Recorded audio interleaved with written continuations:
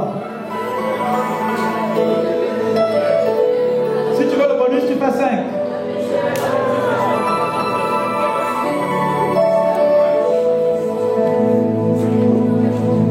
Alléluia. Tu es content d'être dans la maison du Seigneur? Acclame le Seigneur. Merci beaucoup. Merci beaucoup. Alléluia.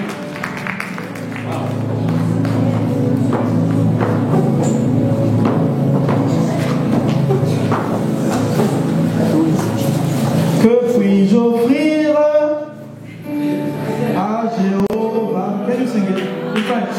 For he has done so very much for me. What shall I render to Jehovah? For he has done so very much for me.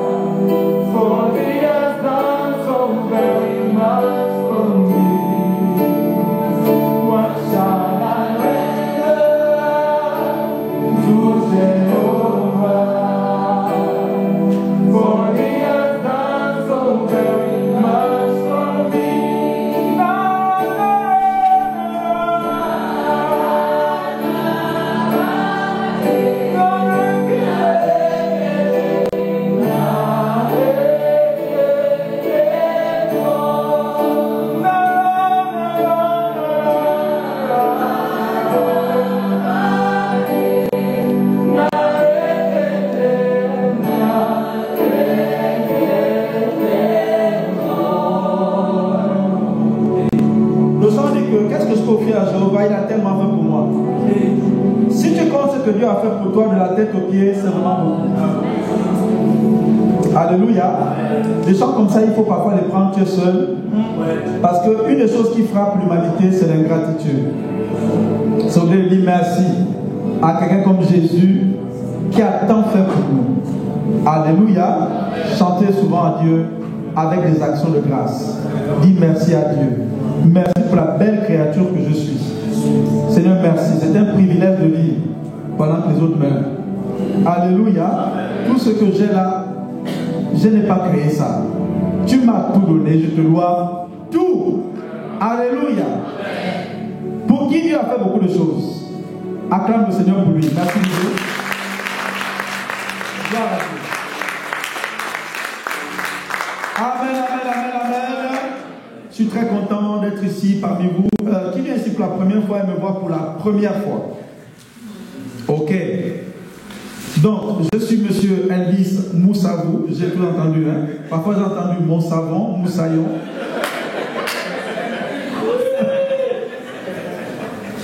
Mouzabout. Misavu. Mouzavou. Bref, je m'arrête là. J'ai tellement entendu mon nom de, voilà, plusieurs façons. Donc, je suis un des pasteurs de l'église ACR, donc l'Assemblée chrétienne pour l'évangélisation et le réveil, et qui a pour fondateur l'apôtre Alain Patrick Tsengue. Nous sommes présents ici à Nantes. Nous sommes également dans plusieurs villes de la France. Vous êtes bienvenus. Est-ce qu'on peut acclamer le Seigneur pour cet appel?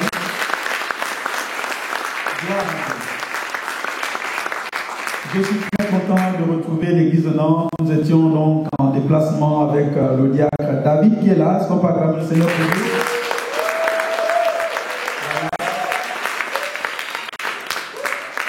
Nous avons pris voilà, des couleurs. Hein. Lui, ça se voit, moi, ça se voit moins.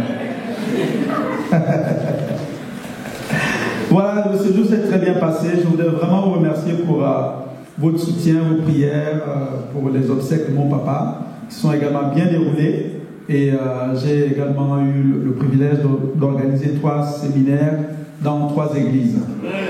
Voilà, c'était vraiment bien. Et tout s'est très très bien passé. Le diacre est bien arrivé. C'est vrai que le premier jour, on a égaré tous ses bagages. Et bon, c'était pas évident, mais après, le reste, c'était vraiment nickel. C'était super, super, super. L'église à Sœur Libreville se porte bien et la Sœur Christine vous transmet également ses salutations.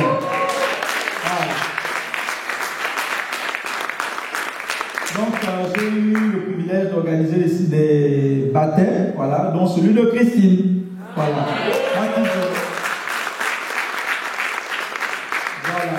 Bon, je ne sais pas où on en est ici, bientôt on aura donc des baptêmes. On n'a pas besoin d'aller à la boule, on a une piscine juste ici, on va baptiser tout le monde. Est-ce qu'il y a des candidats au baptême ici? Ok. Ah, super, ok. Donc, d'ici la semaine prochaine, je vais donner une date. On encourage les personnes.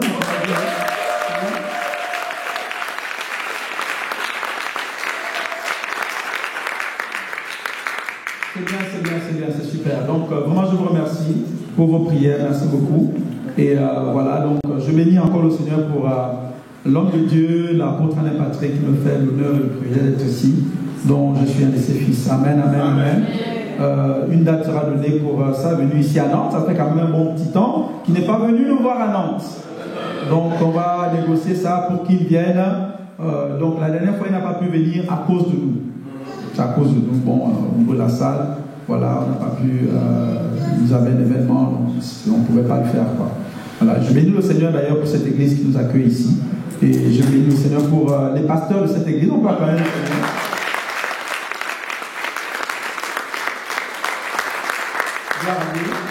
Et je rends grâce à toutes les personnes qui travaillent ici pour le Seigneur. Nous travaillons ici pour le Seigneur. On ne travaille pas pour un gouvernement terrestre. On travaille pour le Seigneur. Au Gabon, j'étais avec le diacre, il y a, je ne sais plus comment il s'appelle, un pasteur qui m'a demandé, il m'a dit, mais tu t'absentes un mois de l'église de Nantes et tout, il n'y a pas de pasteur là-bas, mais comment l'apôtre toi-même avait pu laisser des choses comme ça, l'église et tout? J'ai dit, non, l'église va très bien. Un, c'est l'église de Jésus. Deux, ce n'est pas les titres qui font l'église. Ce sont les chrétiens remplis de l'esprit qui font l'église. Les chrétiens remplis de l'esprit. Chrétiens remplis de l'esprit. Pas quand même, c'est remplis de l'esprit. Remplis de l'esprit. Chrétiens remplis de l'esprit. Tu peux avoir un titre, si tu n'es pas plein de l'esprit, il n'y a rien du tout. Tu ne fonctionnes pas. Pour fonctionner, il faut être sous l'influence de l'esprit. Donc, un chrétien qui est sous l'influence et sous le gouvernement de l'esprit, peu importe le nombre d'années dans le Seigneur, il a influencé le monde. Il a influencé le monde. Donc, ce n'est pas tant les titres. C'est ce que tu es plein de l'esprit. Je cherche quelqu'un qui est plein de l'esprit. Amen. Et quelqu'un qui est plein de l'esprit à le sou, il est bien. Vous savez, quand Bénin était pasteur, qui connaît Bénin, ce n'est pas un footballeur du FC Nantes. C'est un bishop. Quelqu'un cherchait Bénin et à l'époque il était pasteur et la dame ne connaissait pas Bénin. Donc elle arrivait et elle a demandé à un chrétien, j'aimerais rencontrer le pasteur Bénin qui est dans cette église. Et comme il y a beaucoup de chrétiens et des pasteurs, comment je fais pour le reconnaître? Il dit non, ne vous inquiétez pas, vous allez le reconnaître tout de suite. Quand vous rentrez dans l'église, vous verrez un jeune homme qui sourit tout le temps, c'est lui Bénin. Quelle façon de présenter un chrétien? Quelle façon de présenter un chrétien? Tu rentres dans l'église, celui qui sourit tout le temps là, c'est lui, c'est elle. Ça c'est l'esprit, la plénitude de l'esprit. C'est la plénitude de l'esprit. Parce que tu ne peux pas sourire et t'inquiéter en même temps. Hein? Et c'est un peu. Tu ne peux pas. Ça va te gâcher le sourire. Donc un chrétien qui est rempli d'esprit est toujours comme ça.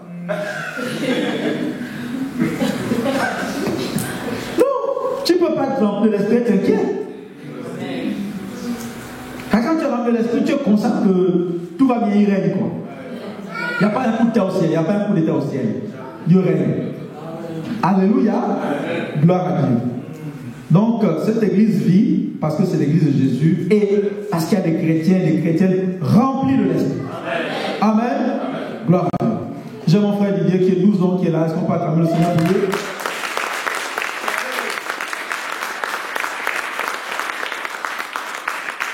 Et qui a été parmi ceux qui ont implanté l'église de Nantes.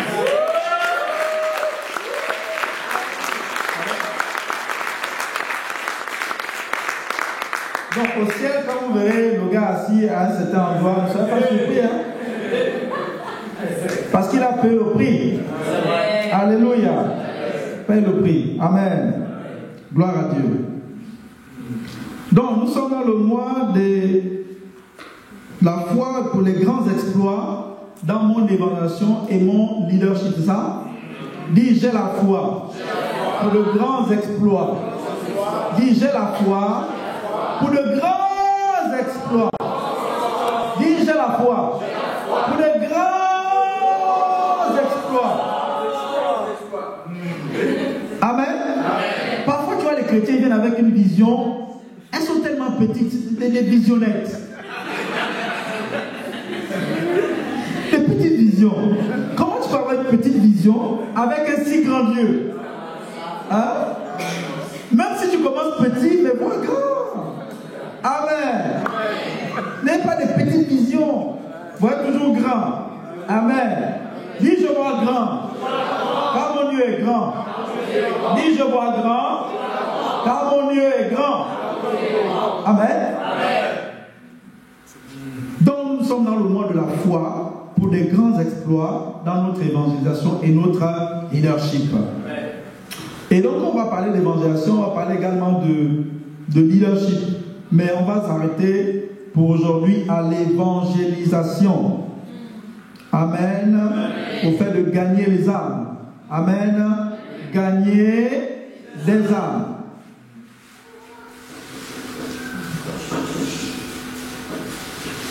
Il se peut que quand je revienne ici, je fasse un enseignement sur les différents types de stérilité spirituelle. Et comment en guérir. Et les symptômes de stérilité spirituelle. Et comment en guérir. Mais cet après-midi, je parlais plutôt des motivations du gagneur d'âme. Donc, s'il faut donner un titre à mon message, ce sont les motivations du gagneur d'âme. Les motivations du gagneur d'âme. Déjà, pourquoi parler de motivation? Alors, j'ai choisi de parler de motivation car lorsqu'un leader travaille pour le Seigneur, il doit travailler avec de bonnes motivations. Un leader doit examiner tout le temps ses motivations quand il travaille. Est-ce que je travaille pour que je sois vu? Est-ce que je travaille pour que je sois acclamé des hommes? Est-ce que je travaille pour un salaire? Est-ce que je travaille pour qu'on me porte en tipoy à la fin du culte? C'est lui le bishop, c'est lui le bishop. Quelles sont tes motivations quand tu travailles pour Dieu? Il faut les examiner tout le temps. Parce que travailler pour le Seigneur est une affaire noble, mais travailler pour le Seigneur avec des mauvaises motivations peut nous priver et va certainement priver des récompenses. C'est pour ça qu'il faut tout le temps examiner ses motivations. Alléluia. Amen. 2. Pourquoi je parle de motivation? Parce qu'un leader est quelqu'un qui sait se motiver lui-même. Un leader est quelqu'un qui sait se motiver lui-même. Un enfant a besoin d'être motivé pour faire des choses. Un bébé a besoin d'être motivé pour faire des choses. Un membre de la foule a besoin d'être motivé pour faire des choses.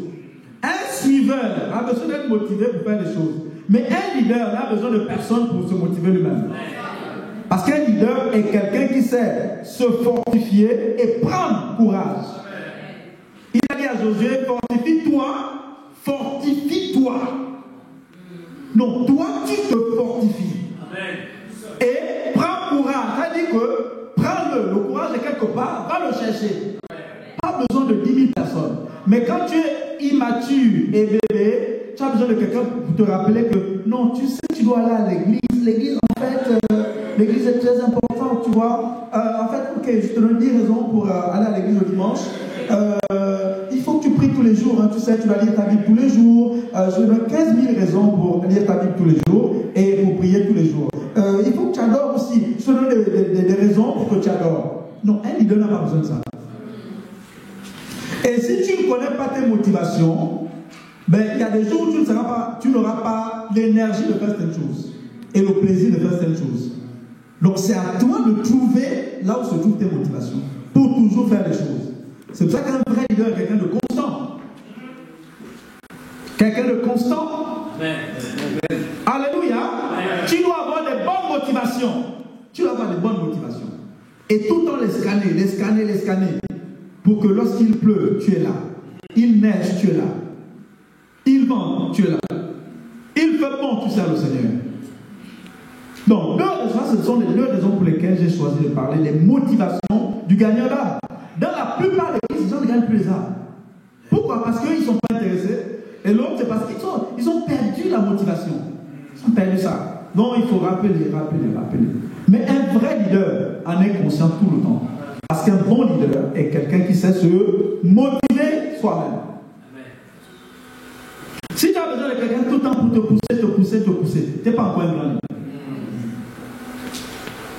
Alléluia. Bien, quelles sont les motivations du gagneur d'âme? La première motivation du gagneur d'âme est de gagner sa propre âme. Écris ça. C'est de gagner sa propre âme.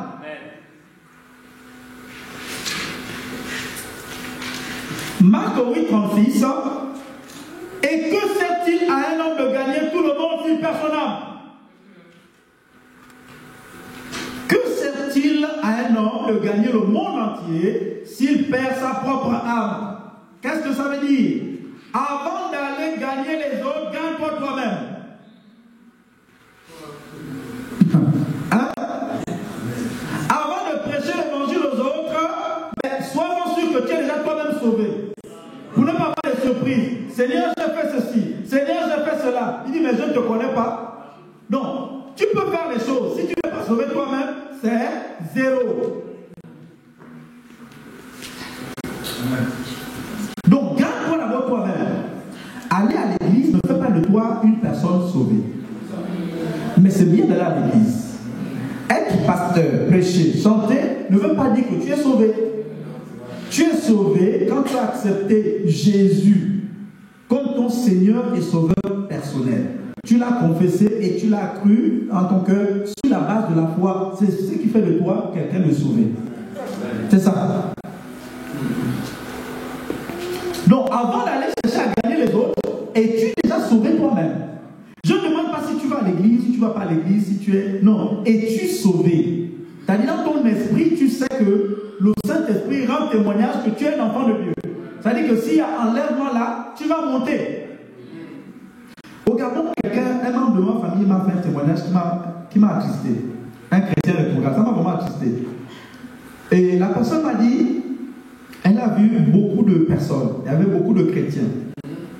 Et je crois que c'était l'enlèvement. Et Jésus est venu comme dans les airs et il fallait monter. Elle a vu plein de chrétiens, ils étaient comme, en fait, leur corps était comme une voiture. Il démarrait comme ça, il montait. Et il dit, mais elle démarrait, ça veut dire, elle ne montait pas. Vous savez pas quand vous avez une voiture, qui...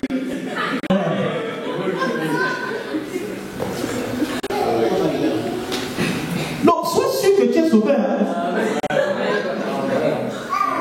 Ce que j'ai dit est vrai. Sois sûr vraiment que tu es sauvé. Ce n'est pas pour mettre un doute sur ton salut, mais examine. L'esprit va te rendre témoignage que tu es sauvé. Je ne peux pas te convaincre plus que l'esprit. L'esprit va te dire non, tu m'appartiens. Ou bien, en fait, fais le truc qui te dit là. Donc, avant d'aller gagner les autres, gagne-toi toi-même. Amen. Le gagnant d'âme. Donc, j'ai dit la première motivation, c'est de gagner d'abord son âme. Amen. Donc, pourquoi? Parce qu'avant de gagner les autres, gagne toi-même. Et pourquoi aussi gagner d'abord ta propre âme? Parce que le gagnant d'âme doit veiller sur sa propre âme, car il est réservé aux hommes de mourir une fois, après quoi vient le jugement. Que tu le crois ou tu ne le crois pas, eh bien, quand tu es né, Un philosophe a dit que lorsqu'on est, on est déjà assez vieux pour mourir. J'ai oublié le nom du philosophe. Qui a vu des bébés qui meurent? Il n'y a pas d'âge, il n'y a pas d'âge, non, mais oh, lui, la pitié, on va quand même le garder un peu. Quand tu es né, tu es déjà assez vieux pour mourir. Même si pour nous les chrétiens, nous savons que nous vivons longtemps. Moi, c'est la barre de 100 et 100 et plus. Hein. Après, je ne sais pas. Moi, c'est 100 et plus. Et en bonne santé, un bon vieux bien quoi. Sec, bien, fort.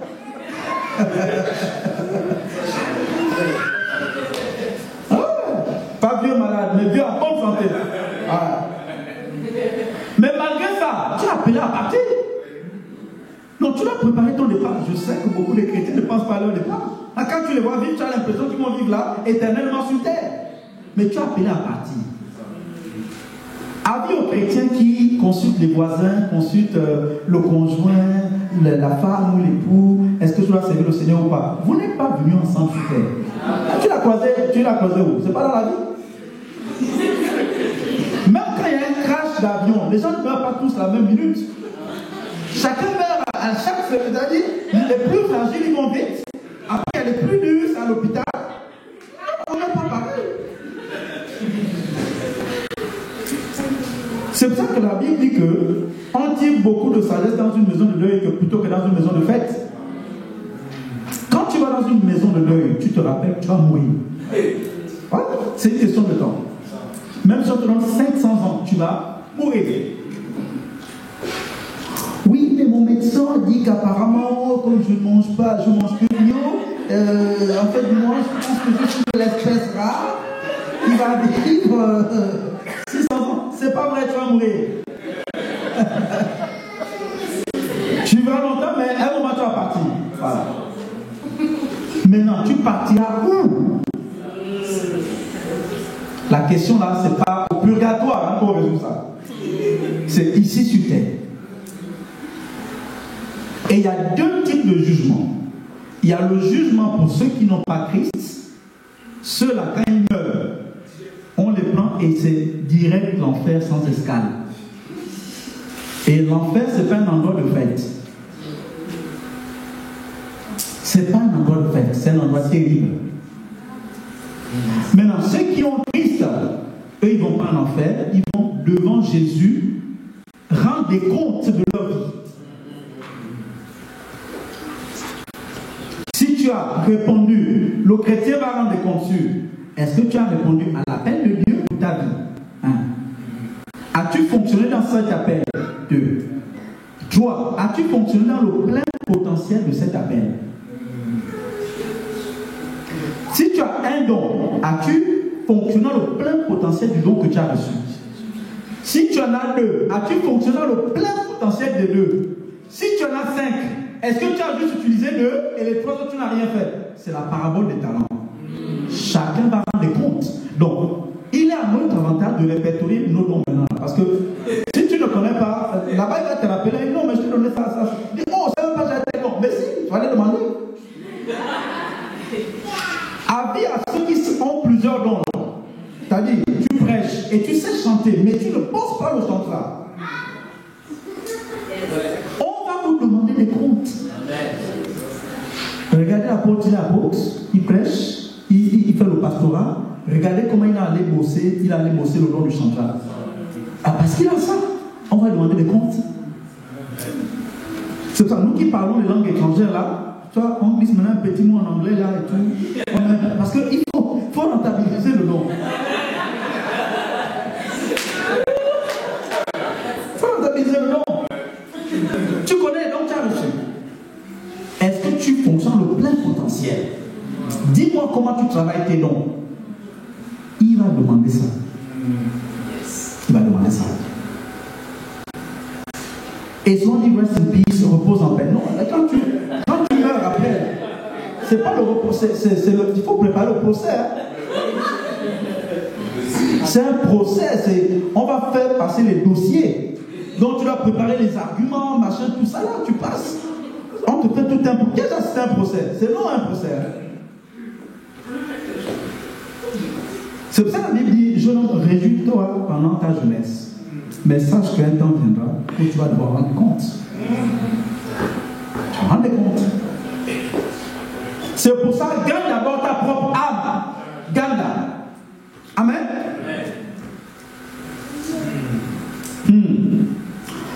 Le gagnant d'âme doit d'abord gagner sa propre âme. C'est là le point 1 encore. Doit d'abord gagner sa propre âme. Parce que ta première paroisse, c'est ton âme. Je vais expliquer ça. Ta première paroisse, c'est ton âme. Ça veut dire quoi? Ta première église, c'est ton âme. Ton premier GR, eh bien c'est ton âme.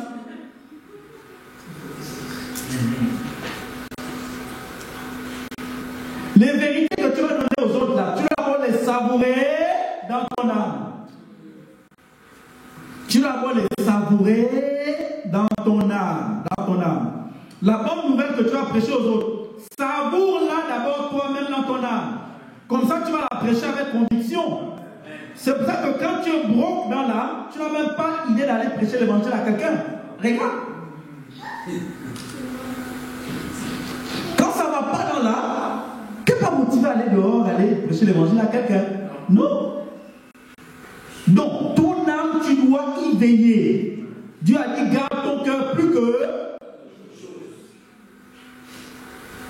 Donc, de la même manière que tu surveilles ton compte en banque, là, il faut surveiller ton cœur.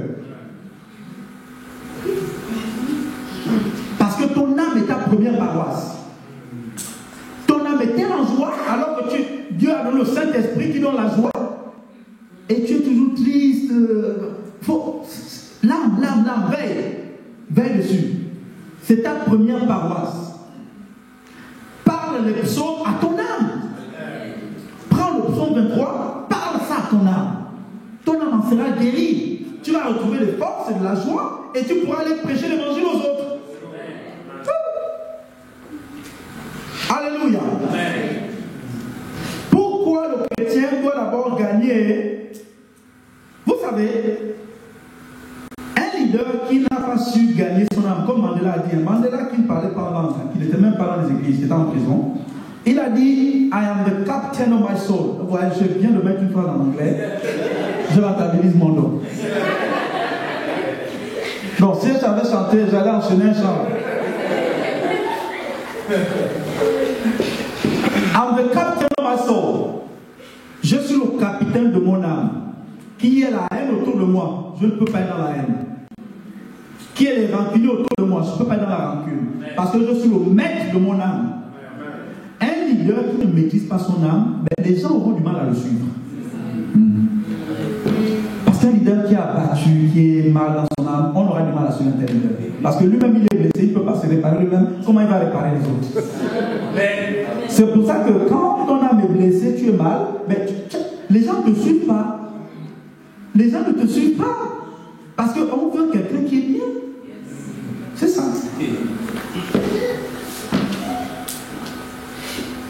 Pourquoi le gagnant d'âme doit gagner d'abord sa propre âme?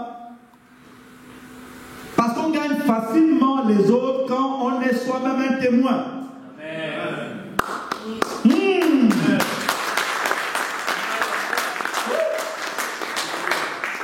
Regardez quand on voit les pubs comme j'aime. On prend Benjamin Castaldi quand il était gros, après on le prend quand il était en forme. Donc Benjamin Castaldi n'a pas besoin de parler. On le voit déjà comment il est en forme avec les biceps, les triceps, et quand il marche le gars il est costaud. Tu dis, ah, on dirait que le produit marche, n'est-ce pas? Oui. C'est ça. Pourquoi L'Oréal, on nous prend les Penelope Cruz et les autres là qui viennent? Parce que vous le valez bien. Et tu regardes la tête et le sourire de la personne, ça que le produit marche, non? C'est ça. Parce que c'est des témoins. Et tu vas acheter le produit. Et tu vas acheter le produit. Non, ne va pas vendre l'évangile comment dire en français, misrepresenting. Je sais plus. En représentant mal. Ou en portant préjudice au produit que tu vends. Du genre, tu vas vendre des pâtes dentifrice et puis tu souris et tes dents sont mal.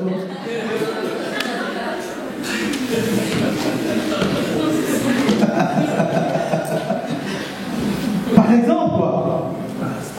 Pourquoi les gens, les chrétiens, certains chrétiens ont du mal à gagner les autres? Parce qu'ils ne savent pas soigner leur témoignage. Amen. Si à la maison tu es impoli, les voisins tu dis pas bonjour, au travail les collègues c'est toi la lionne ou le lion, les gens auront du mal à suivre Jésus. Donc un gagnant d'âme est quelqu'un qui donne envie aux gens de suivre Jésus. Amen. Donnez envie aux gens de connaître le Dieu que vous priez. Oui. Il doit y avoir une transformation en témoin. C'est-à-dire que tu ne parles plus, mais tu es toi-même le message. Quand on te voit, on voit une épître vivante, une lettre vivante. On n'a pas besoin de chercher toute une prédication, un séminaire sur l'amour. Quand on voit ta tête, tu es rempli d'amour. Tu ne fais pas du mal aux gens, tu fais que le bien aux gens, tu souris tout le temps, tu bénis les rancuniers, tu fais du mal à ceux qui te font du mal, tu fais du bien à ceux qui te font du mal. On voit l'amour sur toi. Ça, c'est le témoin. Témoin. Témoin. Les gens veulent suivre les témoins, pas les théomicidaires. Ils veulent des témoins. Donner envie aux gens de suivre Jésus et de le connaître en étant soi-même un témoin. Donc en vivant le message au point où la parole s'incarne, incarnée, c'est-à-dire devient chair en toi. Tu deviens ce que la parole dit.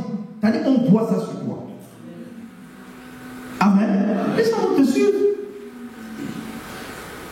Les gens vont te suivre. Vous savez, quand vous êtes plein de l'esprit, même les gens qui ne vous aiment pas veulent vous faire du bien. Dans le monde, il y en a, quand tu vois, désolé, hein, mais il y en a, tu sens qu'ils portent la poisse, quoi. Tu n'as pas envie d'être avec la personne.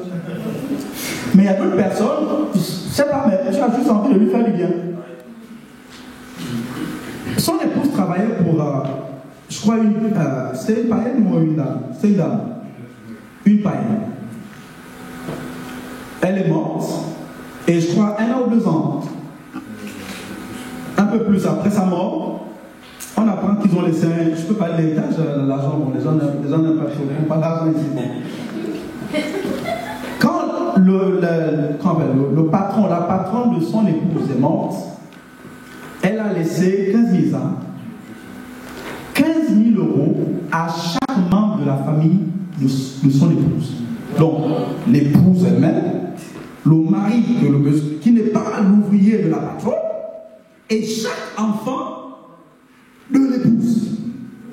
On est en France, hein, c'est pas dans un pays du ciel où les gens sont gentils. Hein. Je parle de 15 000 €. Hein. Quand tu vois de tels témoignages, c'est parce que la personne dégage l'amour. Tu as envie de faire du bien, c'est comme ça. Quelqu'un t'a donné 15 000 €, tu es en train de te balader au travail. Qui travaille ici?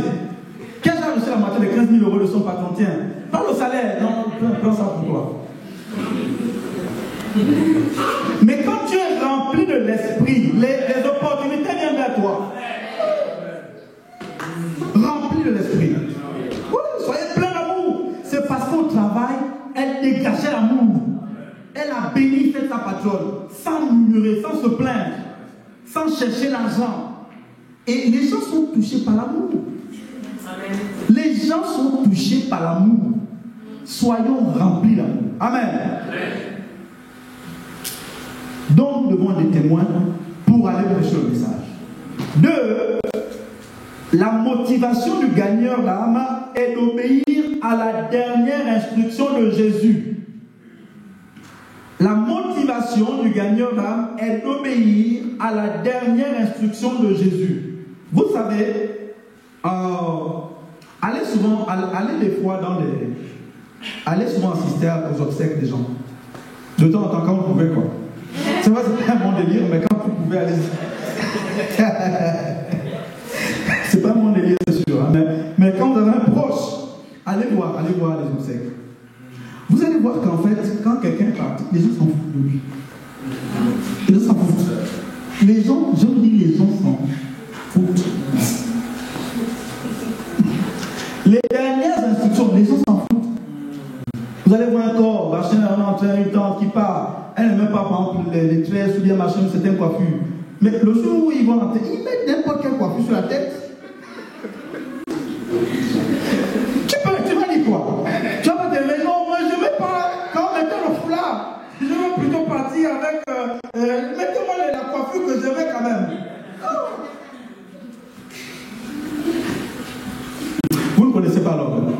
Vous ne connaissez pas l'homme.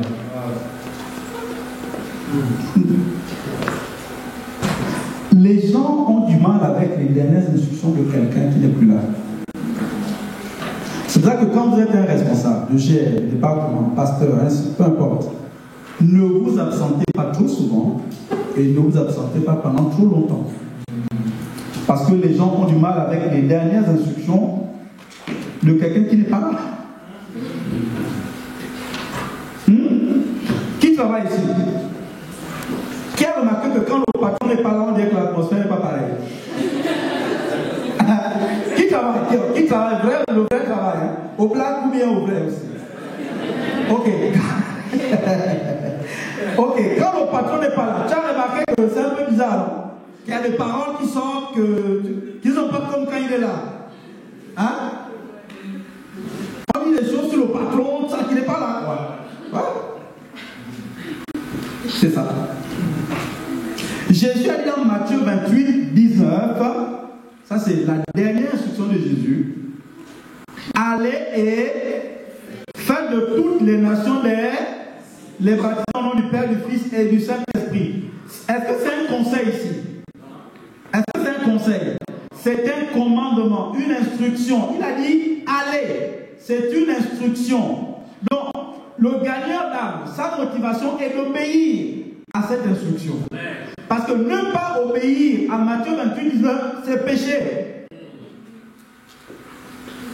Ne pas évangéliser, ne pas gagner les âmes est un péché. Parce qu'il a dit, allez. Que tu sois né en Christ hier, il a dit, allez. Ce n'est pas pour les pasteurs, ce n'est pas pour les apôtres, ce n'est pas pour les prophètes, c'est pour tous les disciples de Jésus.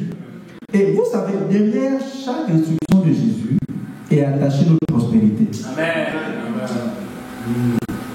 Amen. Si Jésus dit, fais ça, fais-le, ça va te rendre prospère. Amen. Sérieux. Ah, pasteur, gagner les âmes, ça te rend prospère. Sur la terre et au ciel. Amen. Oui, oui. C'est vraiment spirituel. Donc, ne pas obéir à Matthieu 28, 19 est un péché. Parce qu'il a dit, allez. Et aller est un commandement. Mais vous allez voir que dans la plupart des églises, les gens ne vont pas, ils sont assis. Ils ne veulent pas aller. Mais aller est un commandement. Donc le gagnant doit obéir à ce commandement-là. Alléluia.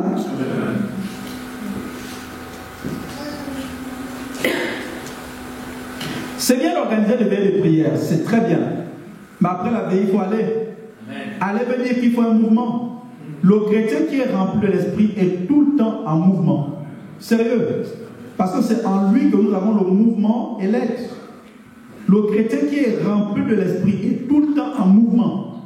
Tout le temps en mouvement. En mouvement, en mouvement. Allez, allez, allez, allez. Amen. Donc un chrétien, un gagnant d'âme, est motivé par le fait d'obéir à son maître. Et ton salaire est dans le fait de faire ce que le maître a demandé de faire. N'est-ce pas? Oui. Moi, je suis professeur d'anglais. Si je l'enseigne l'anglais, j'enseigne l'italien. Est-ce que je vais te payer? Non. Même si c'est une belle langue, ben, on ne va pas te payer pour ça, parce qu'on t'a dit d'enseigner l'anglais. N'est-ce pas? Donc, ton salaire est dans le fait d'obéir à l'instruction du maître. C'est pour ça que j'ai dit tout à l'heure que le fait d'obéir aux instructions de Jésus nous rend prospères. 3. La motivation du gagnant d'âme est de rendre son maître joyeux. Luc 1,7. De même, je vous le dis, il y aura plus de joie dans le ciel pour un seul pécheur qui se repent que pour 99 justes qui n'ont pas besoin de repentance. C'est bien d'avoir beaucoup de justes dans l'église, d'accord, mais il y en a beaucoup plus dehors. Et la Bible dit que quand tu ramènes un du dehors et tu le ramènes à l'intérieur, et le maître est content. Souvent, on aime bien quand Jésus nous procure de la joie, c'est bien, mais c'est encore mieux quand nous aussi nous procurons de la joie à Jésus. C'est un peu moins égoïste. Qui est content quand Jésus a la joie de l'esprit dans le cœur? Ça fait du bien. Mais la Bible dit que quand une âme rentre, sort dehors pour la maison, il y a une grande teuf au ciel. C'est-à-dire les gens sortent, c'est le grand carnaval de, pas le Rio de Janeiro, mais le grand carnaval au ciel. Il y a la grande fête au ciel à cause de toi parce que tu allais ramener une âme. Ça veut dire que les caméras du ciel sont braquées sur toi. C'est pour ça que les gagnants d'âme sont au large sur terre, ils sont larges. Ils n'ont pas certains problèmes les chrétiens. Parce que tout le temps le ciel est en fait à cause d'eux. Et le ciel n'est pas ingrat comme la terre. Donc le ciel va toujours rendre ça bien. Un bon ouvrier cherche à faire plaisir à son maître. Un vrai bon ouvrier. Quand vous voyez les entreprises, vous allez voir. Un vrai bon ouvrier cherche à rendre son maître joyeux. Donc parfois, les chrétiens acceptent que Jésus soit sauveur, mais Seigneur, là, ils ont du mal avec ça. Et la seigneurie de Jésus en nous, c'est le fait d'obéir. Alléluia. Donc, le gagnant d'âme est motivé par le fait de ramener, de procurer de la joie dans le cœur de son maître. Qui a déjà regardé des films où il y a une prise d'otage, où on prend un enfant d'otage? Imaginez, il y a des enfants ici. Ok. Imaginez que vous avez un enfant et qu'on le prend en otage. Vous avez 15 enfants et qu'on prend un seul en otage. Est-ce que vous serez content? Est-ce que vous allez vous dire, bon, j'en ai 14, ça va, s'il y a un 15e qui est là-bas, bon, je ne sais pas comment il a fait, c'est le bruit. Hein? Vous voulez quand même que les 15 soient là, non?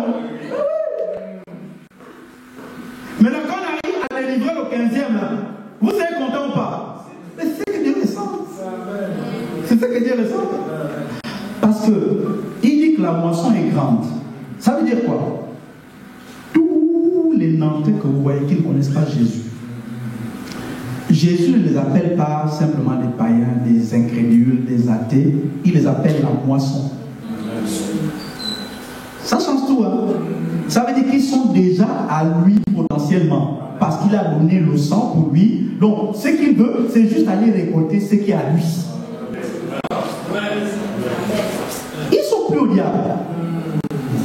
Maintenant, ils vont en enfer parce qu'ils ont refusé. Mais ils sont potentiellement à lui. Donc, quand tu vois quelqu'un qui tu parles de Jésus, te répond bizarrement, vois-le comme une moisson. C'est la moisson du maître. Vois toute la ville de Nantes là comme la moisson de Jésus. Donc quand tu sors là, c'est pour aller récupérer ce qui appartient au maître. Donc le fait de ramener un enfant qui était captif dans la maison procure de la joie au maître. Parce que le bon berger, celui qui laisse les 99, il va chercher la dernière, celle qui est dehors. C'est pour ça qu'un bon pasteur, un bon berger, un bon responsable de département, un bon chrétien, un bon responsable de GR n'est pas quelqu'un qui est juste là, qui fait des réunions, on est là ici ensemble, et puis réunion de GR, réunion ensemble. Non, non, non, ça c'est pas un bon pasteur. C'est pas un bon pasteur. Le bon pasteur est quelqu'un qui est dans la maison, mais qui est aussi dehors, pour aller chercher la dernière brebis qui procure de la joie au maître. Ça c'est le bon berger. Donc un bon responsable de GR, il est souvent dehors. Souvent dehors. Amen. Je suis combien à 3, c'est ça? 4. La motivation du gagnant d'âme est de bâtir l'église.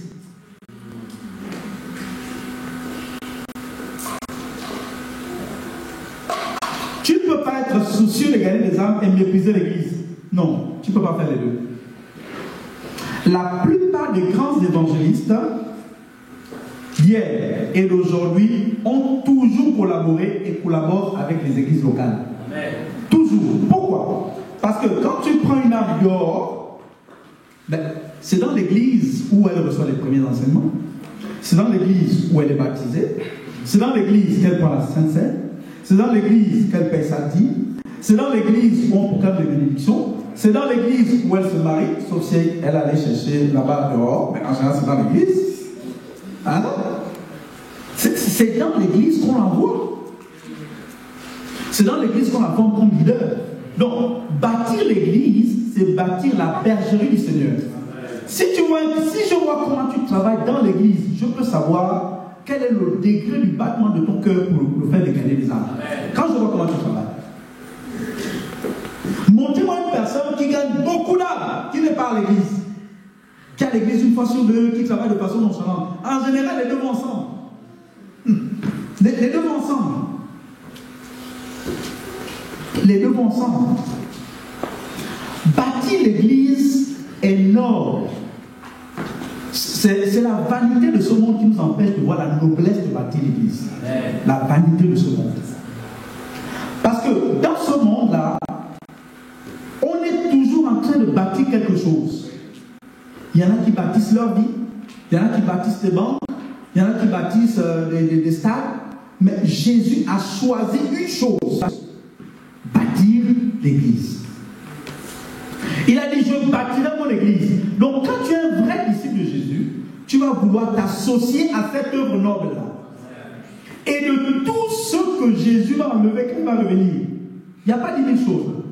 C'est l'église. La Bible dit qu'il en sera comme au temps de Noé.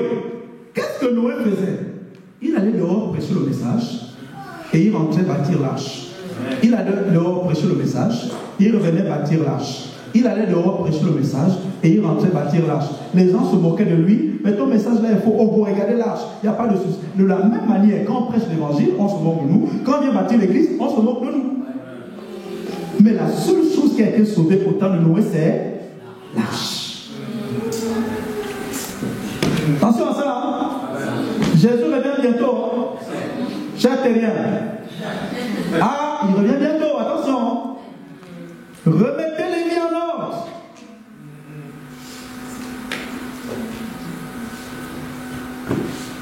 Demain.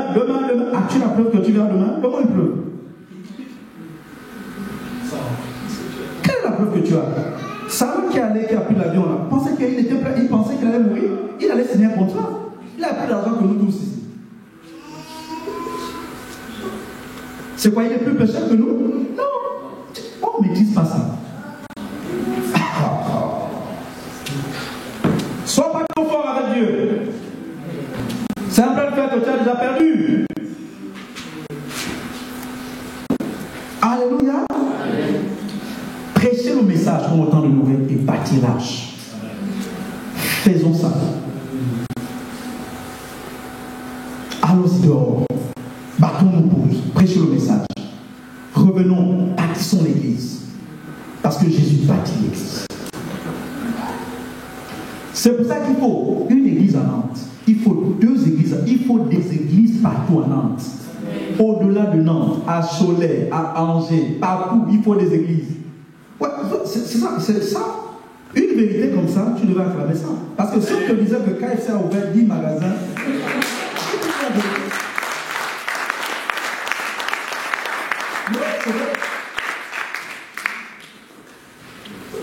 il y a combien de magasins de vêtements à Nantes? 10? Il y a 10? Beaucoup plus. S'il y a plus de 10 magasins de vêtements à Nantes, mais il faut beaucoup plus d'églises à Nantes. Oui. Pourquoi les chrétiens ne font pas? Parce que la moquerie du monde, Satan est venu, il envoie les démons qui parlent aux oreilles, non, on ne fait pas ça, machin, tout ça, c'est rien. Or, le message là, c'est plus la peine, les gens ne croient pas, ils sont des athées, ceci. Non, les gens sont incrédules, oh, les Français, ils ne vont jamais se tourner vers Dieu. Tu sais, un adage qui dit que quand le portefeuille du Français sera converti, c'est là que son cœur sera gagné à Christ, donc c'est pas la peine. Machin, mais regarde, il y a tous les gilets jaunes, c'est pas la peine, et tout, regarde, tu vas sortir, ils sont en train de casser, barricader, reste à la maison, machin. Tu vas remarquer que quand tu ne fais pas ce que Jésus a fait, tu fais d'autres bêtises. Quand David n'est pas allé en guerre, parce que David était un homme de guerre, hein, il y a un temps où, au lieu d'aller faire les conquêtes dehors, il est resté au palais. Et apparemment, dans le palais de David, là où il dormait, c'était en hauteur en fait. Et de là où il était, on voyait les maisons des autres un peu en bas comme ça. Là. Et là, il a vu la femme de Uri qui était en train de sortir pour aller dans la salle de bain.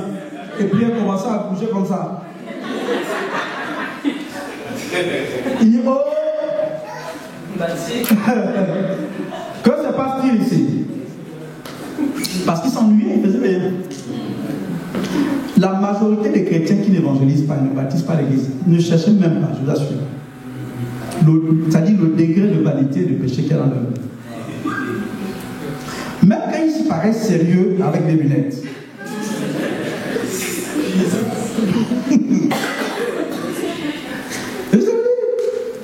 C'est là on se bat pour l'église.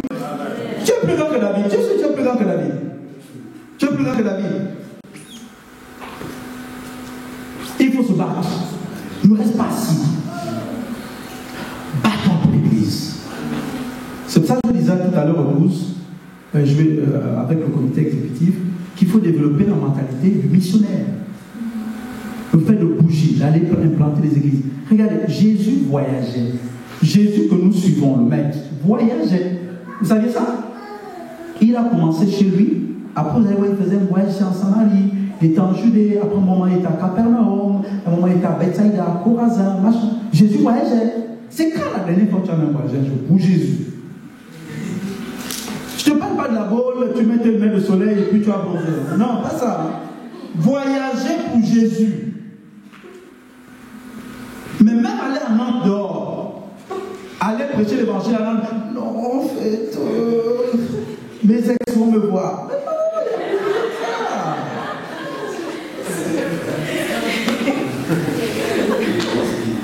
il n'y a plus besoin de ça. Ah, mais mes camarades de classe, il n'y a plus besoin de ça. Si tu as honte de Jésus sur la terre, il aura honte de toi au ciel. Brave la honte. Dépasse la honte. Alléluia. Dépasse la honte. Va dans les rues avec les autres. Prêche l'évangile. On se montre les témoins de Jéhovah. Ils sont stables dans l'évangélisation. Ils sont stables. J'étais avec David, même au Gabon. Les premiers même qu'on voit dans les rues, c'est eux qui sont là. Stables avec leur truc. Il ne faut pas se moquer d'eux. On se moque des catholiques. Comptez le nombre d'églises catholiques qu'il y a dans le monde. Ils sont stables. Il faut se lever et prêcher l'évangile. Prêcher l'évangile. Prêcher l'évangile. Prêcher l'évangile. Tu mets ton jean basket, tu prêches l'évangile avec quelqu'un. Comme au temps de Noé. Comme au temps de... Et la Bible dit aussi comme au temps de Sodome et Gomorrhe. C'est ça, hein? Vous-même, vous savez ce qui se passait à Sodome et Gomorrhe, et ce qui est maintenant installé ici. Légalisé, hein? Au calme.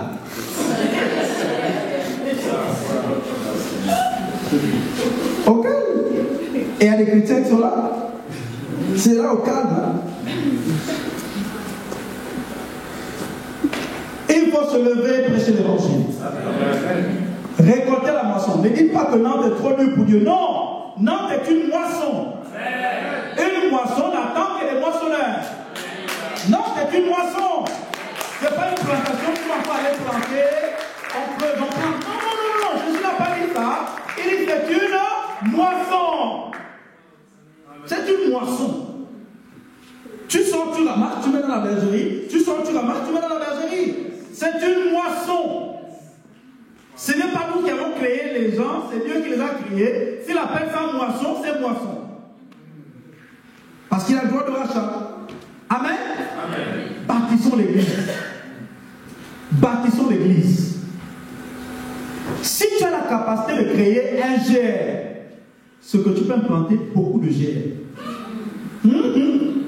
Et si tu peux implanter beaucoup de GR, la vérité, tu peux implanter beaucoup d'églises. Vous savez, qui fait des affaires ici? Vous savez, les gens qui dominent dans les affaires, ils ne veulent pas lever les mains pour qu'on ne sache pas que je ne contrôle pas votre argent. S'il vous plaît, je suis quelqu'un de bien. Je ne suis pas un escroc. Enlevez selon l'idée. Vous savez, si vous êtes dans les affaires, hein, vous n'avez qu'un magasin. Au bout d'un moment, s'il ne se multiplie pas, votre prospérité va tourner en rond. C'est pour ça qu'en allant au Gabon avec le diacre, on a trouvé le groupe Le DUF. Des magasins Paul, ils sont là-bas. Intermarché, ils ont des produits là-bas. Parce que Dieu a dit, multipliez-vous et remplissez la terre. Si tu as implanté un GR à Rennes ou à Nantes, tu peux implanter un autre GR à Angers. Tu peux implanter un GR à Cholet. Amen. Tu peux implanter un GR à Guyane. Amen. Tu peux implanter un GR en Guadeloupe. Amen. Tu peux implanter un GR en Martinique. Amen. Tu peux implanter implanter un gère à La Baule. Tu peux implanter un gère à Marseille.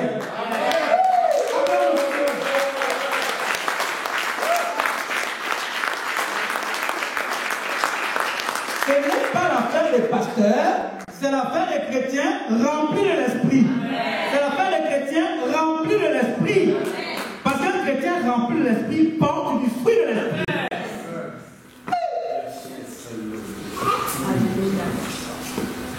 Oui. Pourquoi vous hésitez à sortir? Moi j'aime bien quand certains me disent ici, parce qu'il faut qu'on implante à Angers. Tu sens l'esprit. Tu sens l'esprit. Parce que l'esprit, le symbole, c'est les fleurs. Tu as vu un fleuve qui est là, qui est sur place. Le fleuve coule, il coule.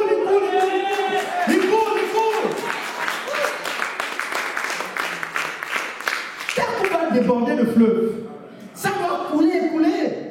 Si tu as un gère de 5 à 6 personnes ici, pense à implanter notre gère dans une ville quand tu es en vacances. Pendant que je vous parle, je suis en train de penser à comment je vais aller quelque part un jour à Libreville. J'ai une ville là, je suis en train de prier pour voir comment, 2-3 semaines, j'implante un truc.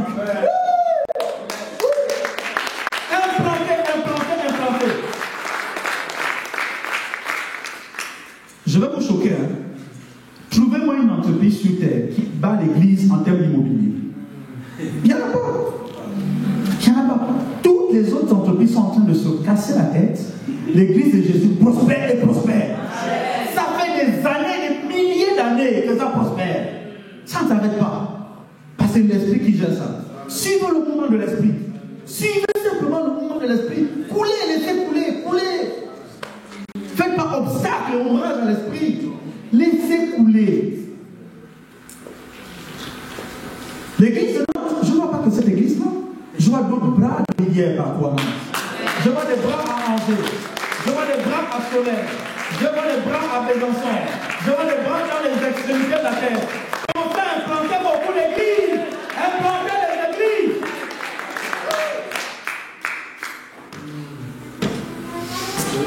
Amen. C'est important ce que je dis là. Quand vous serez au ciel après la mort, après le départ, nous les chrétiens nous partons. On meurt pas, on part. Un chrétien décide de partir. Bon, il est fatigué, bon, 115 ans, ça va travailler. Un chrétien n'est pas surpris par la mort. Oh, tu arrives au ciel, Jésus te voit, oh, tu es déjà là. Oui, après j'avais naturel. Bon, ok, mais comme tu es là maintenant, bon, c'est pas grave, vas-y, assieds-toi. Mais tu n'as pas encore fini le travail. Non, un chrétien, la mort n'est pas gratuite. La mort ne surprend pas le chrétien.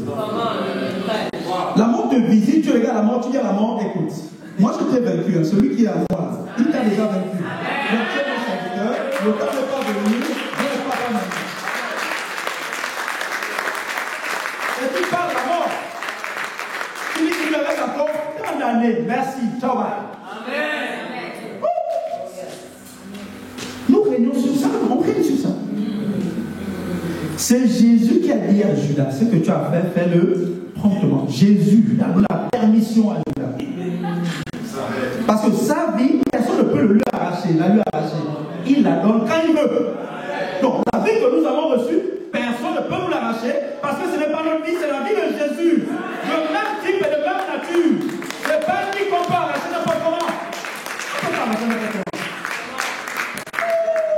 On ne peut pas arracher n'importe comment. Avant chaque hiver, toujours une petite grippe. Une petite grippe. J'ai dit cet hiver, écoutez-moi bien, virus de France. Cet hiver-là, mon corps ne peut avoir. C'est le temps pour ça. Je ne veux pas voir ce qu'on fait chez moi.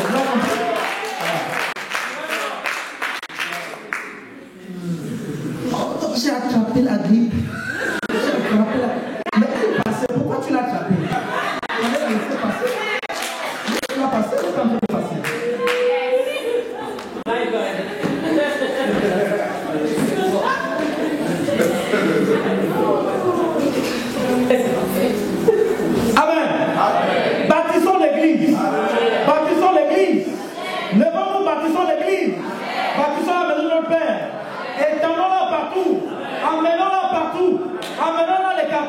Emmenons-la dans les villes. Bâtissons.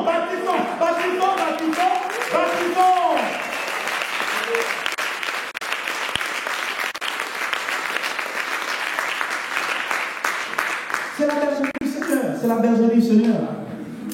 C'est la bergerie du Seigneur. Moissonnez, prenez. Allez voir les blancs, allez voir les jaunes, allez voir les rouges, allez voir les bleus, allez les voir, gagnez-les. Amen. C'est la moisson du Seigneur. 5, c'est mon dernier point. La motivation du gagnant d'âme est de courir après les récompenses célestes. Amen. La motivation du gagnant d'âme est de courir après les récompenses célestes. Vous savez, le chrétien doit vivre avec les deux réalités. La réalité, c'est un habitant du ciel et c'est un habitant de la terre. C'est pour ça qu'on paye deux impôts. On paye l'impôt au président Macron et puis on paye l'impôt de Jésus. Parce qu'on a deux domiciles. On a le domicile céleste et le domicile terrestre. Il a dit rendez à César ce qui revient à ses impôts, frère. Tu as intérêt de payer les impôts, monsieur. Ce qu'il en fait, ça c'est pas ton problème. Donne-lui ses impôts. Mais rendez à Dieu ce qui est. Tu ne peux pas prospérer dans Dieu si tu voles Dieu. On a aboli ça, mais il y en a, tu sors là, il y a arrête. Moi je suis un expert voleur. On m'appelle le voleur, moi. Donc, il ne savent rien te faire. Et tu ne sais pas que celui qui te parle là, c'est aussi un voleur. Donc, tout ce qu'il veut, c'est te voler. La plupart des chrétiens qui ne payent pas leur dîme, ils ont des gros problèmes. C'est pour ça que certains ne peuvent pas payer. Tu demandes. Dans les entretiens privés, des fois, demande, tu payes ta dîme, tu ne payes pas. Le temps que tu vas passer à prier là, je te dis, il y a la moitié des pommes peut-être qui vont partir. Il y a d'autres qui ne vont pas partir parce que tu voles Dieu. Il y a des démons, tu n'as pas besoin de prier. Tu prends la dîme, tu payes, le démon dégage. Le démon qu'on appelle des voleurs, là, c'est ça. Hein? C'est pas la prière. Tu prends la dîme, quand tu mets dans le panier, là, boum, il part. Oh, c'est bon, c'est bon. C'est bon, c'est bon, c'est bon. J'ai mal. Juste avec ta dîme. L'obéissance vaut mieux que les sacrifices. Donc, le gagnant d'âme est motivé par le fait de courir après les récompenses célestes. Après quoi cours-tu? Tu cours après la beauté éternelle. Tu cours après les vanités de ce monde. Tu cours après quoi? Tu sais qu'on mourra et on amènera rien au ciel. Sauf certaines récompenses célestes. Même les habits, les montres, les diamants, qu'on met souvent pour accompagner le mort dans le truc. Mais tu ne fais rien de ça. En général, il y a des gens qui vont, ils creusent, ils volent, et puis ils partent avec. Et ils revendent ça quelque part. Les gens, les chrétiens, même achètent.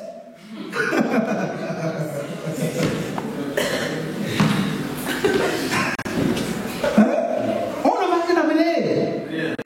Cours après les récompenses célestes.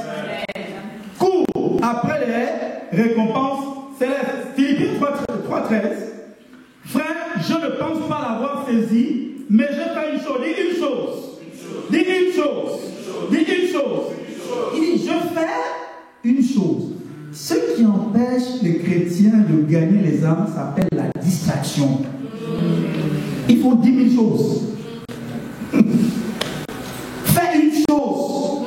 Quand tu ne sais plus quoi faire pour Dieu, fais une chose.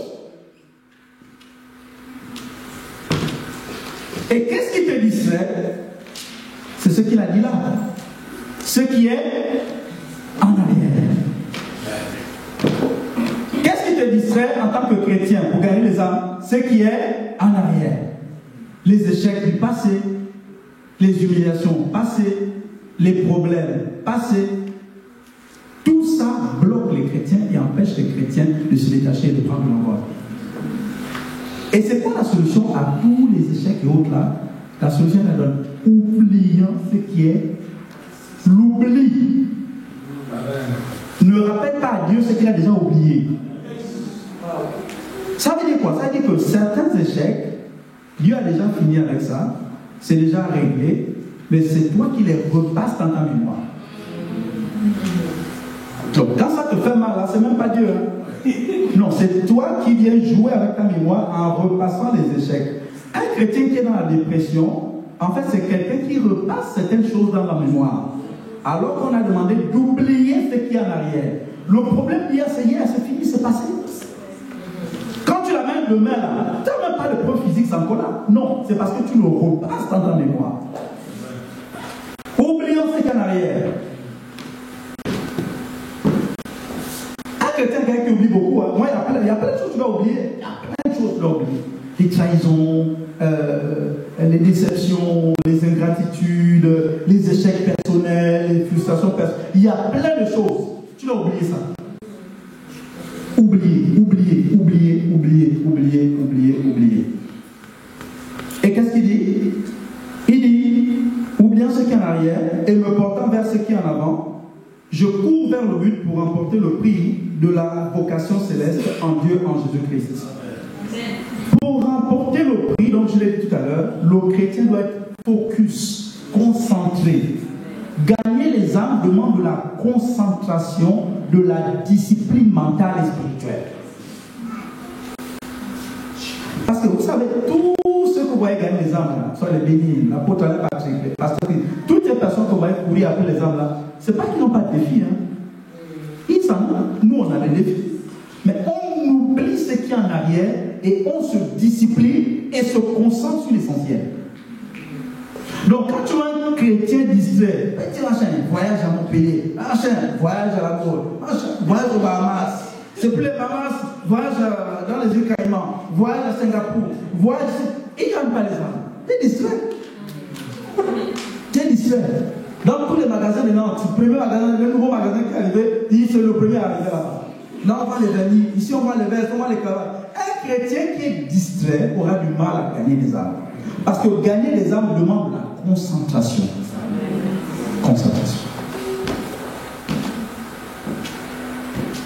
Amen. Concentration. Et c'est quoi le prix de la vocation céleste? Le prix de la vocation céleste, c'est le ministère que tout chrétien a reçu de la part du Seigneur.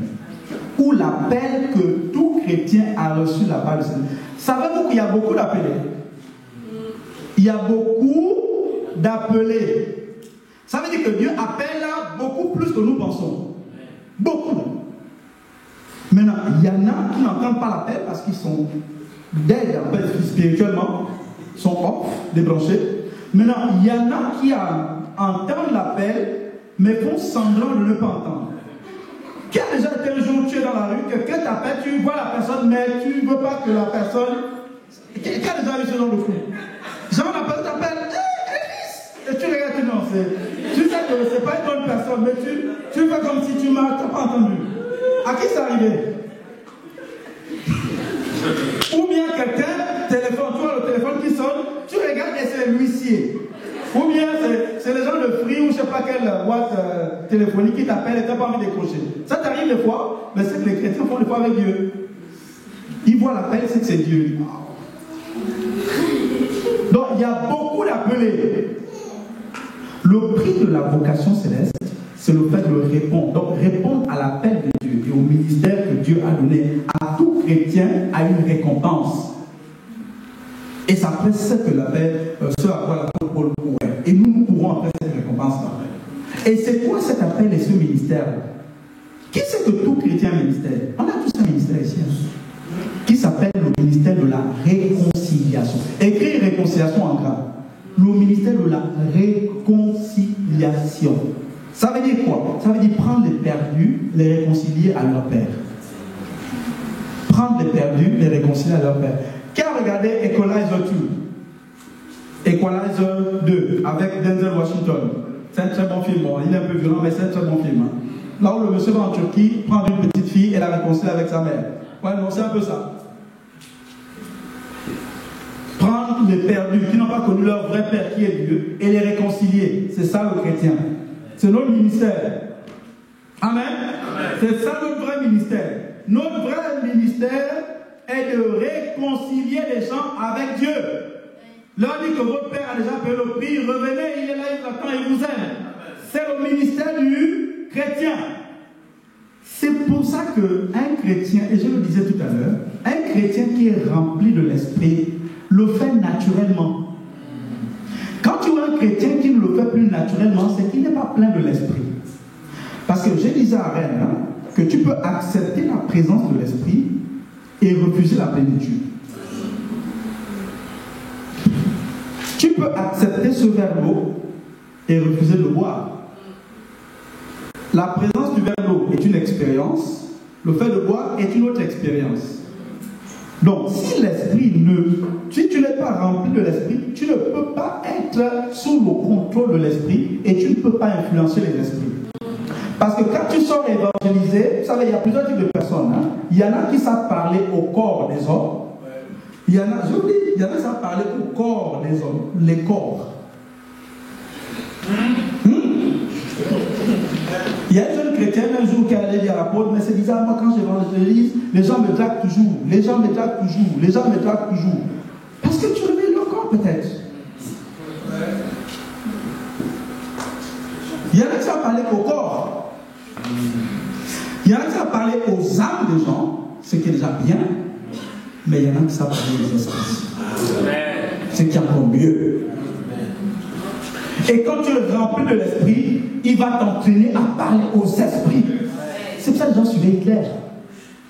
C'est pour ça que les gens suivent certains gars qui font des trucs bizarres, parce qu'ils sont remplis de notre esprit. Ils sont habités par les esprits.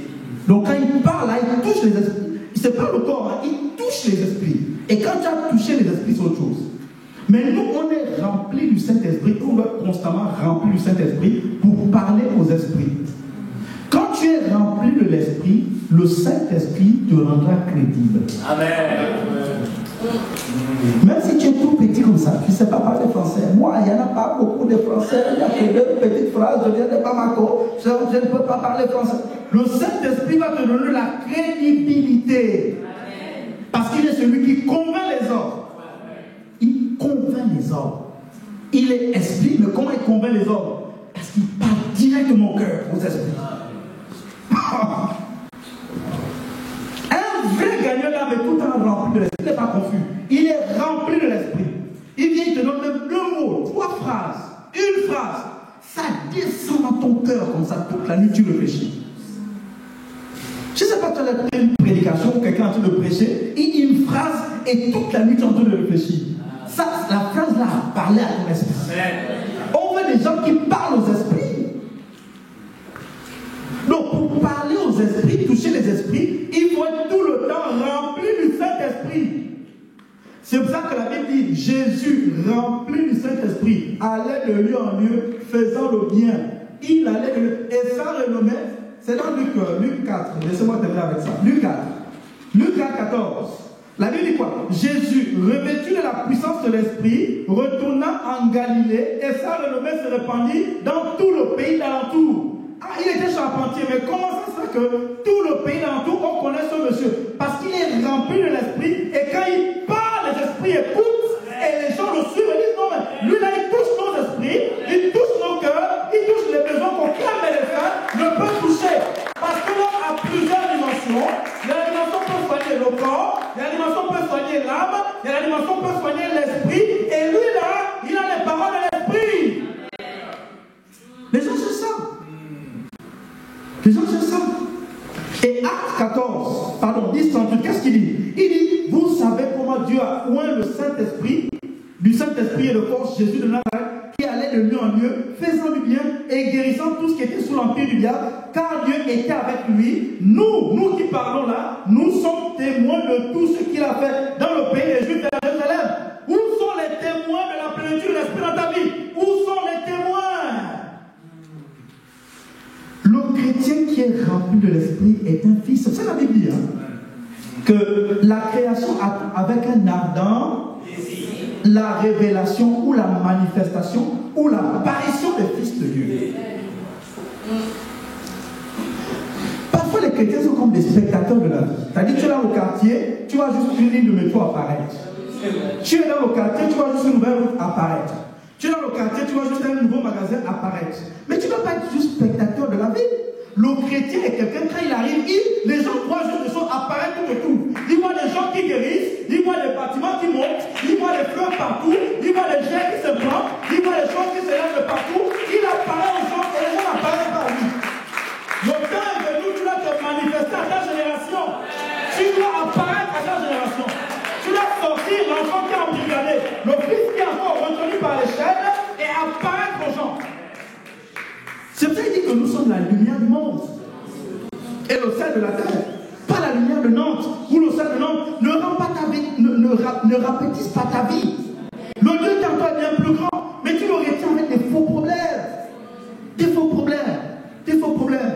Sois rempli d'esprit constamment. Constamment, constamment, constamment, constamment. C'est pour ça qu'il dit dans Isaïe 61, je termine par ce verset. Du verset 1 à 4. Regardez les preuves de quelqu'un qui est rempli. C'est même pas une affaire de parler en langue, de tomber sous l'onction de tout ça. Regardez les preuves. L'Esprit du Seigneur est sur moi. Car l'Éternel m'a envoyé pour porter de bonnes nouvelles aux malheureux ou aux pauvres. Il m'a envoyé pour guérir ceux qui ont le cœur brisé, pour proclamer aux captifs la liberté et aux prisonniers la délivrance, pour publier une année de grâce de l'Éternel et un jour de vengeance de notre Dieu, pour consoler tous les affligés, pour accorder aux affligés de Sion, pour leur donner un diadème au lieu de la cendre, une huile de joie au lieu du deuil, un vêtement de louange au lieu d'un esprit abattu, afin qu'on les appelle térébènes de la justice, une plantation d'Éternel, pour servir de gloire. Ils rebâtiront sur l'ancienne ruine. Remplir l'esprit, ça te poussera à bâtir, à rebâtir, à construire quelque chose, à bâtir l'église, à bâtir un gère, à monter un département, le monter ici à gauche, l'amener à droite, le créer quelque part, à bâtir, bâtir, bâtir, rebâtir. Remplir l'esprit, oui, parlons d'accord, mais ça te pousse à bâtir. Et ils relèveront d'antiques, des comptes, ils renouvelleront des villes ravagées, dévastées depuis longtemps. C'est pour ça que je vais raconter certains chrétiens qui bâtissent des villes chrétiennes. Remplis l'esprit. Remplis l'esprit. Remplis de l'esprit. Pasteur, comment je peux faire ça? C'est pas dur. Rappelons d'Éphésiens 18 à 22, je crois. Je vais faire un enseignement dessus. Quand tu es rempli de l'esprit, quand tu arrives devant quelqu'un qui a croisé quelqu'un qui passe par des temps de dépression en France, il y en a plein quand même. Il dit, mais quand tu es rempli de l'esprit, quand tu arrives, rien que ta présence encourage la personne. Rien que ta présence encourage la personne. Quand tu es rempli de l'esprit, quelqu'un peut être dans des temps tellement, et il y en a tellement autour de nous. C'est pour ça que les chrétiens, arrêtons d'être égoïstes. Ne pensons pas qu'à nous. Ne pensons pas qu'à nous. Le problème, c'est que Dieu ne peut pas remplir un vase qui est déjà plein. Oui. Quand le vase est plein, il est plein. Et c'est une ironie. Dieu remplit celui qui a soif. C'est-à-dire, heureux les pauvres en esprit. Heureux les pauvres en esprit. Heureux ceux qui se reconnaissent comme pauvres. Heureux ceux qui se reconnaissent comme pauvres. C'est pour ça que j'ai vu un jour un pasteur dans une conférence de pasteur. Il dit aux chrétiens, au pasteur en plus, il dit, prions. Et ils ont commencé à prier. Il a arrêté la réunion. Il dit, non, s'il vous plaît, quand vous priez, la façon dont vous priez, c'est comme si vous êtes déjà arrivé. Vous priez comme si déjà. Parce que quelqu'un qui a soif et qui n'a pas soif, il y a la différence. Alléluia.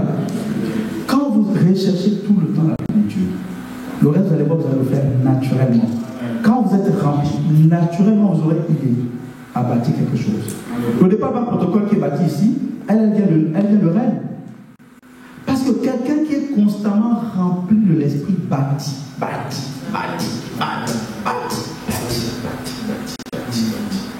Recherchez tout dans la plénitude. Amen. On va se lever en acclamant le Seigneur. Lève le main au Seigneur. Père, merci pour la plénitude de ton esprit. Merci Seigneur.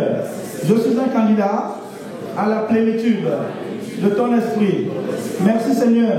Parce que l'esprit du Seigneur est sur moi. Il m'a oint pour annoncer la bonne nouvelle aux pauvres.